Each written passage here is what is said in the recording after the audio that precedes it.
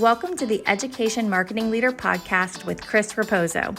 If you're looking to dive into the latest industry insights, draw inspiration from education success stories, or just want to sharpen your marketing skills, you're in the right place.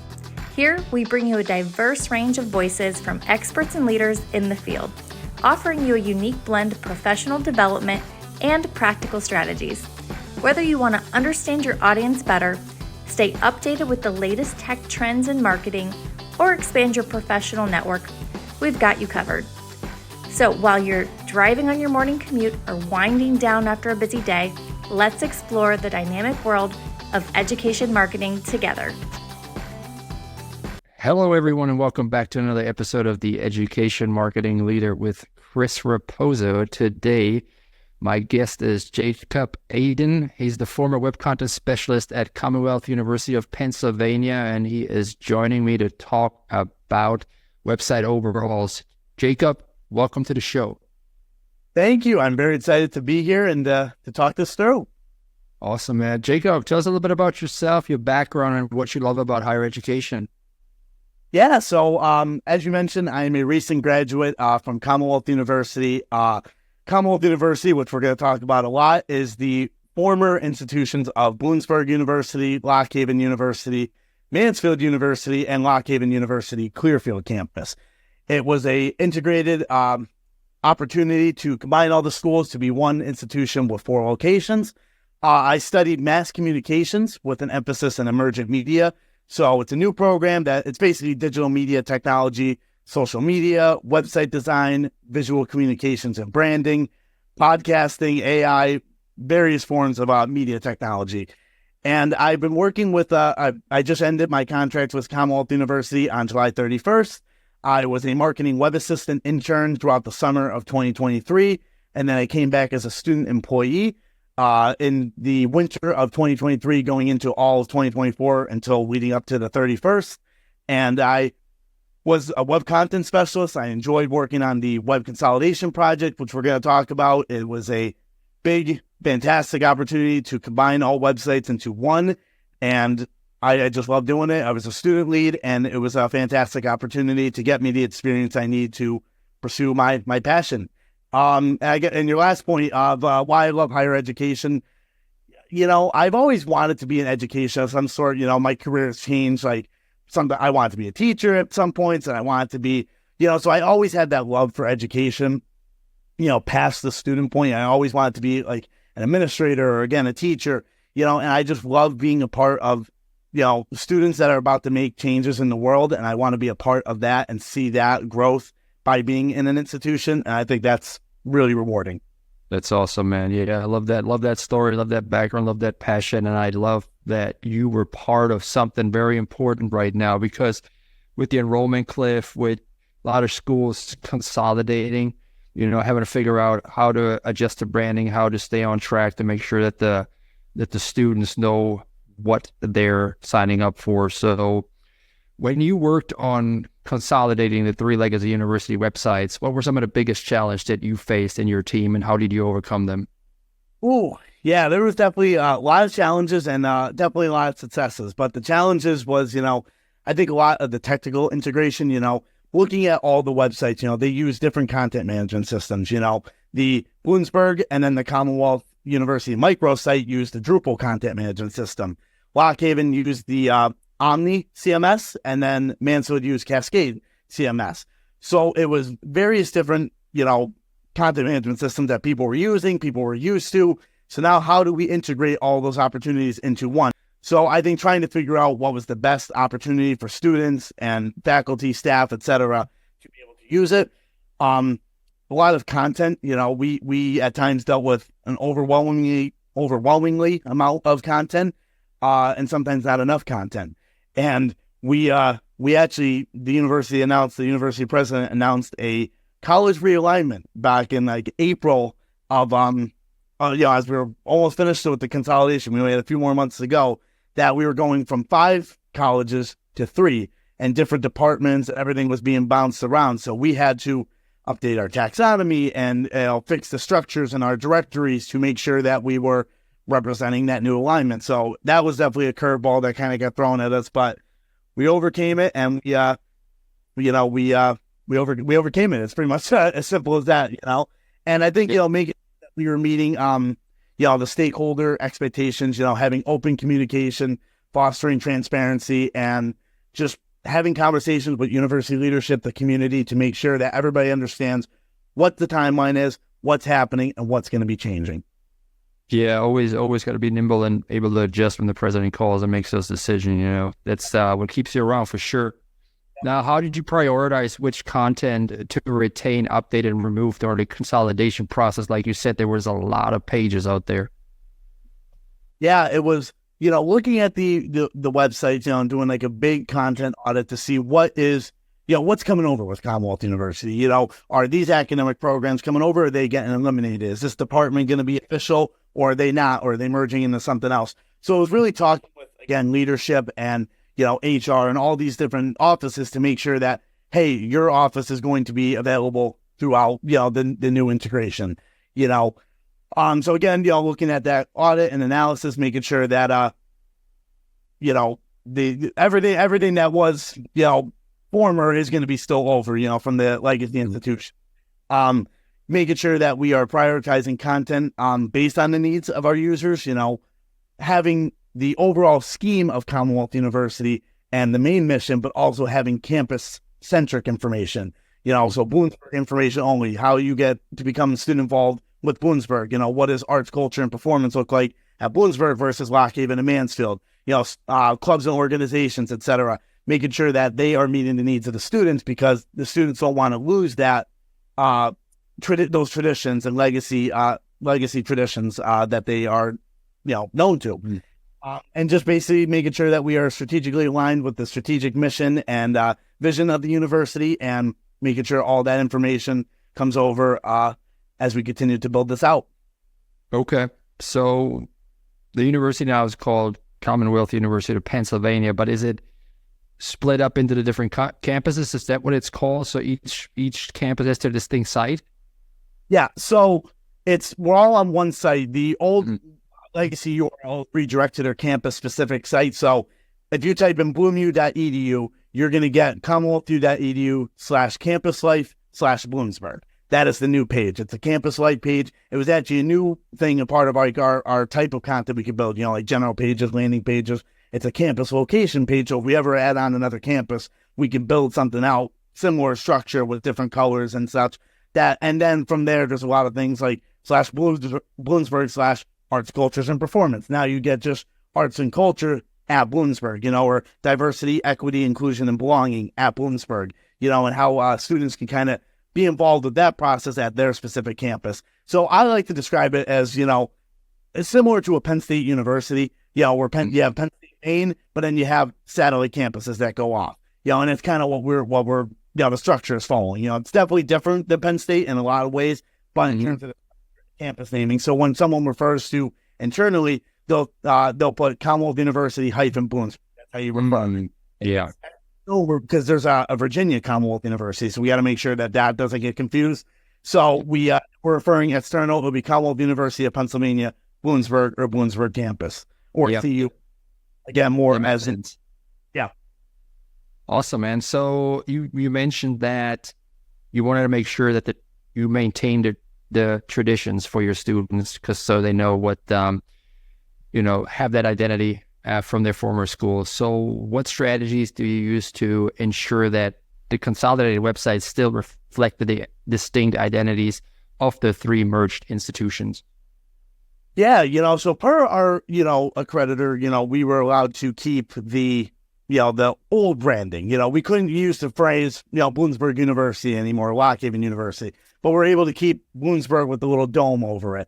So that's kind of how we refer to it. So it'll be the Bloomsburg with the dome online, Commonwealth University, or Commonwealth University of Pennsylvania is how we refer to it.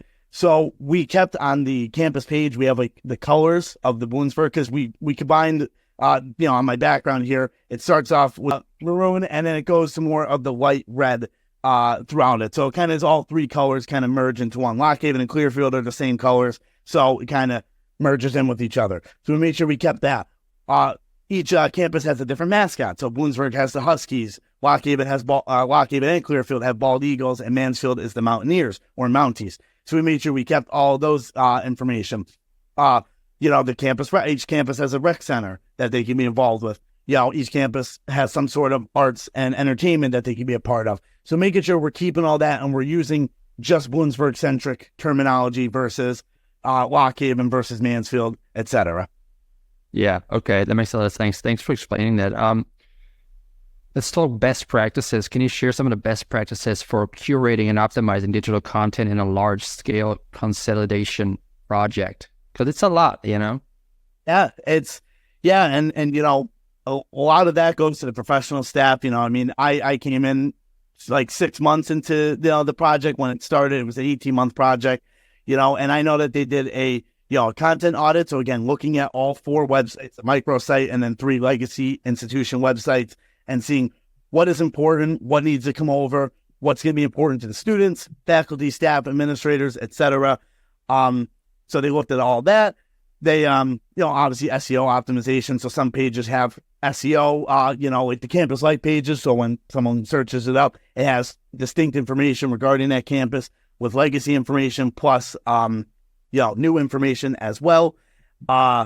We have, and then, obviously looking at the user experience as well, making sure that, what's going to be the most user-friendly because, websites can be very complex. And sometimes, I always look at if you can't find it in 3 clicks, you're not going to find it at all. So making sure to follow that best practice of going through and making sure that everything is tucked in folders with each other, making sure not with the microsite especially, we had a lot of single pages. Like if you typed in commonwealthview.edu/consumer information, that came up. So now we have that under about and then consumer information. So people can find things a lot easier and the structure is more sound and it feels like everything has a home on the new site, which is really a big thing. So people can keep going to the breadcrumbs and keep going back to their pages that they were at and make sure that they know where they're navigating on the new website. Yeah, totally. You just mentioned SEO. How did you all approach the SEO during the consolidation, and what were some of the key factors in maintaining or improving search rankings? Because, it's very important to have that social, organic reach there for your students. Yeah. So I know that a lot of with our strategic developer, overhaul, they were our strategic partner throughout this whole process. They designed and developed the whole website. So we did a lot of keyword research, making sure what is going to be searched, what is important, what are students going to look up. If they look up Husky, okay, now they're going to get Bloomsburg, specific information. Or if they type in Bloomsburg Huskies, they're going to get athletics for Bloomsburg, but also campus life Bloomsburg. So they're not going to get Lockhaven information. They're going to get, hopefully just Bloomsburg information. We set up a lot of redirects. So if it was a 1-to-1 match redirect on the old sites to the new site, we would redirect over to that new page. We set up the old legacy URLs, bloomu.edu, etc., to redirect to their campus-specific page. And we making sure that we focus on a lot of high-quality content that users were going to be searching. If it wasn't really a need anymore, or if it was really nothing, we would just redirect to commonwealthview.edu itself. Or again, if it was a Bloomsburg-centric, it would go directly to the campus life page if it didn't have a new home anymore. So these users can kind of get to a better spot than they were before. And a lot of the offices, same thing, HR, our HR is called HR Connect. So on site, we had an HR Connect page that will go to the new office page, HR Connect on the Commonwealth site. If for some reason it didn't work, then in turn, in an ideal world, it would redirect over to the campus life page, and then they can navigate, find the directories, faculty and staff, etc. Yeah. Awesome, man. Very good. Now, you have to obviously cross-collaborate with other departments. You can't be siloed when it comes to stuff like that, How did you ensure that you had the effective communications across all teams to make sure that this project will be a success? Yeah, so it was a great, and, I cannot thank the university partners, senior leadership and different. I was one of the lead people on the administrative outreach to the subject matter experts. So I built out a lot of the administrative offices in our new site. So I, they were fantastic. They were asking great questions. We were meeting, because it's not an easy process. It's not an easy to understand. It's like explaining a new language. It really is at times, depending on what the complexity of it is. So we had a regular on every Mondays. We met as a content lead team, which consisted of me and 4 of the professional staff. And we had an agenda. What are things we're working on? Everybody kind of had a talking point. This is where I'm at with my administrative outreach. I've heard from these offices, but I'm not sure if these are, if these are confirmed. And I would ask our senior director, hey, are these confirmed? And they'd be like, oh, I'll do outreach. Or I'll find out from leadership, It was great. You weren't alone in the process, which was really nice.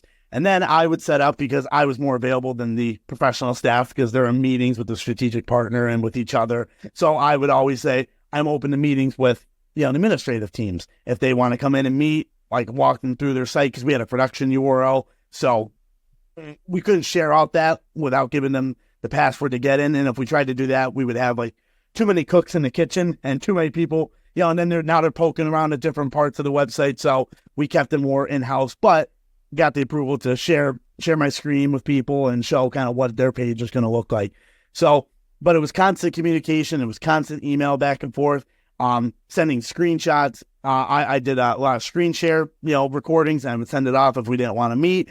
But yeah, it was like a really good balance of internal and then, okay, now we need to expand and meet with external people.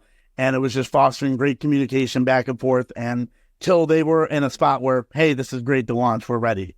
That's awesome, man. Yeah, your best ability is availability. And if anybody's listening, Jacob is actually available to help you on your higher ed campus to do consolidation if you need to, or work on your website as well. So, Jacob, what advice would you give some institutions out there planning a similar consolidation project, particularly when it comes to managing stakeholder expectations? Yeah, so I think, one of the big things is, early, stakeholder engagement, making sure that when you are starting this project, that is they're the top of your mind.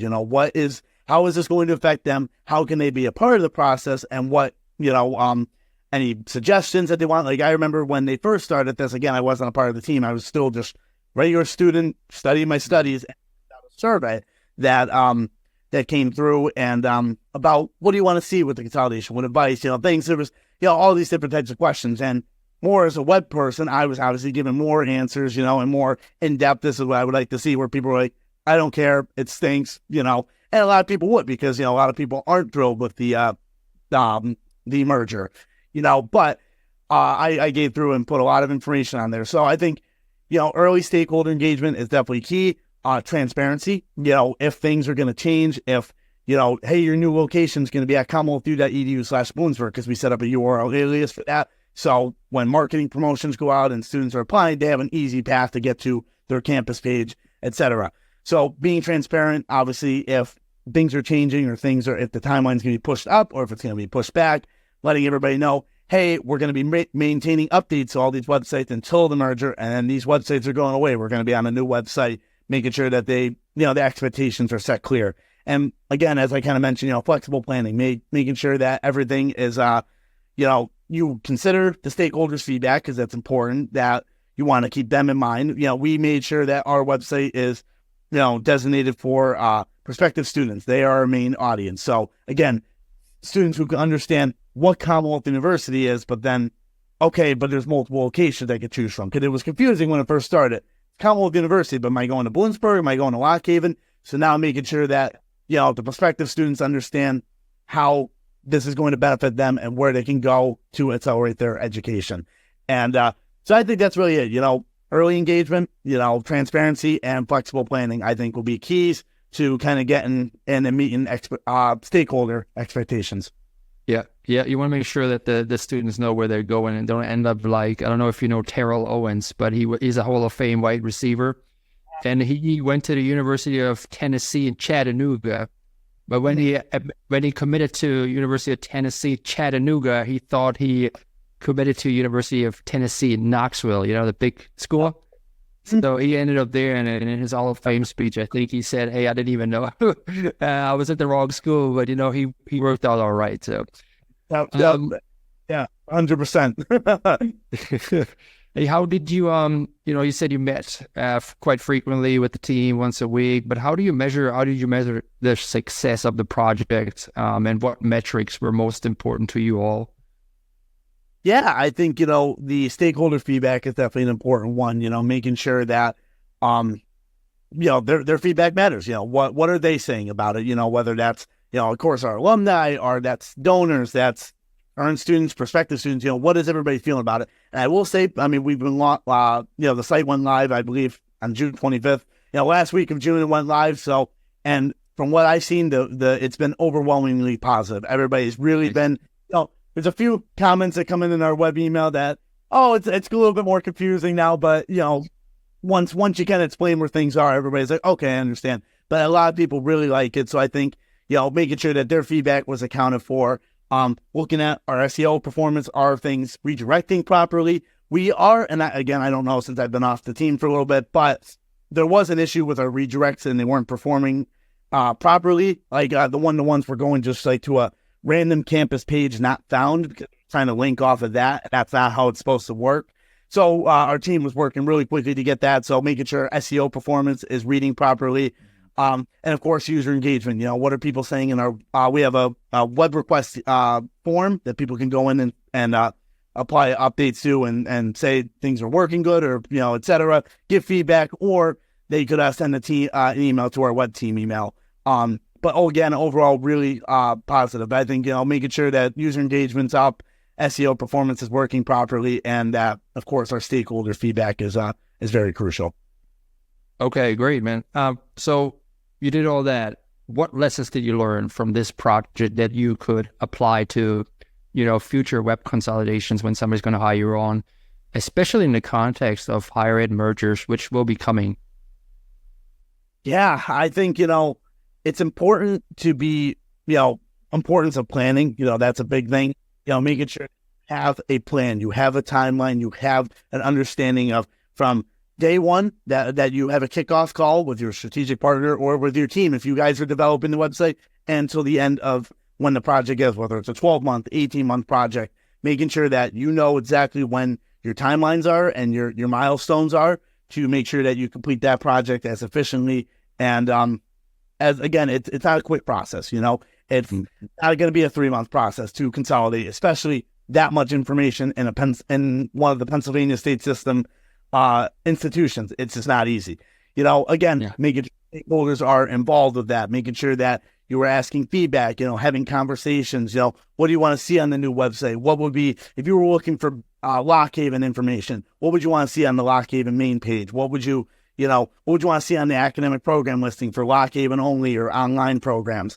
And definitely being adaptable. Again, as I said, we had about April, we had a realignment, and we had to go from 5 colleges to 3. And it was, how do we do that? And how do we, let's remain calm. We're good. It's okay. We're going to get through this. It's going to take a little bit of time to plan. And, we had to go in our directory and replace on a lot of the old ones, and then put in the new academic department names and et cetera. And then go in once we knew, because a lot of profiles were linked with the old offices. So if we, a lot of us, the profiles were all going to get messed up. And that was going to be even more, because we have a comprehensive profile directory that we have in there. So I think those are definitely the 3 things, importance of planning, stakeholder involvement, and being adaptable to change, because it's going to constantly change, whether it's mission and vision, branding, everything.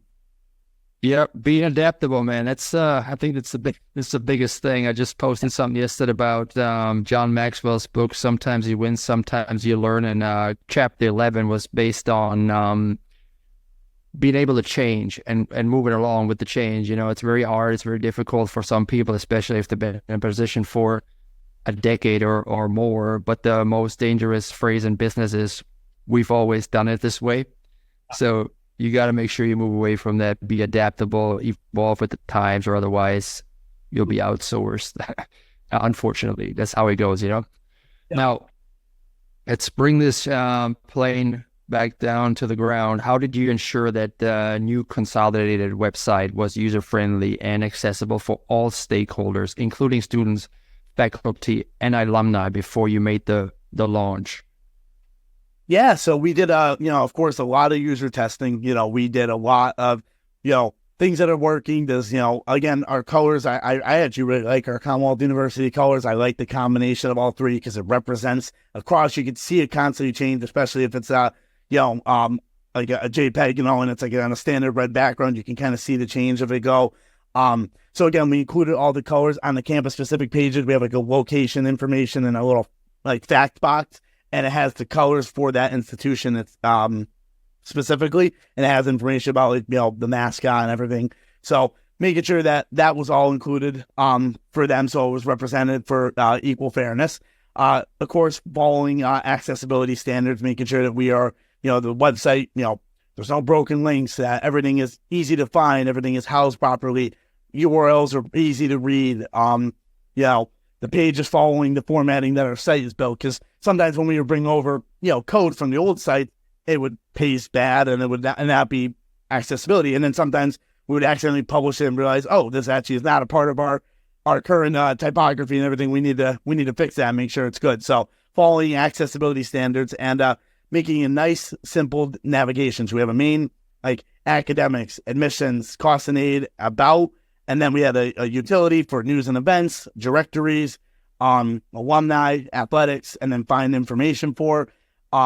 So it was really nice so people can kind of find what they're looking for. So donors can look at the giving page. Alumni can look at campus-specific alumni. So we had actually our friends in the Alumni and Professional Engagement Office. They went ahead and, they built out a lot of alumni content, for each of the campuses, because it was important to retain that information. Same thing with giving.